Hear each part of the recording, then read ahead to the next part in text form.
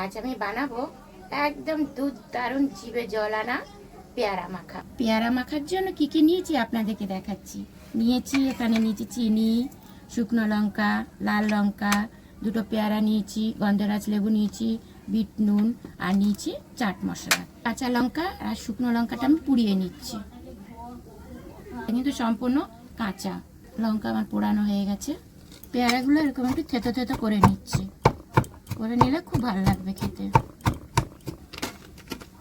শুকনো লঙ্কা কাঁচা লঙ্কা ভালো করে দলে নিচ্ছি আমি। প্রথমে দিচ্ছি বিট নুন, শুকনো লঙ্কা গুঁড়া, আর দিচ্ছি চিনি, চাট মশলা। ভালো করে এইভাবে আমি মেখে নেব। তারপরে দেব গন্ধরাজ লেবু, এই যে অল্প একটু চিপড়াবো, বেশি না, তো গন্ধটা লাগে, দারুণ লাগে খেতে গন্ধরাজ লেবু দিলে। আপনারা অবশ্যই একবার হলেও এইভাবে মেখে খাবেন।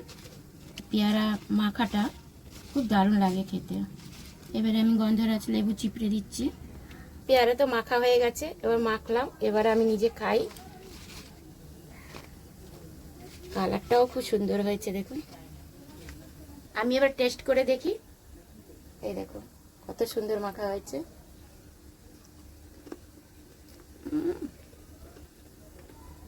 Super test.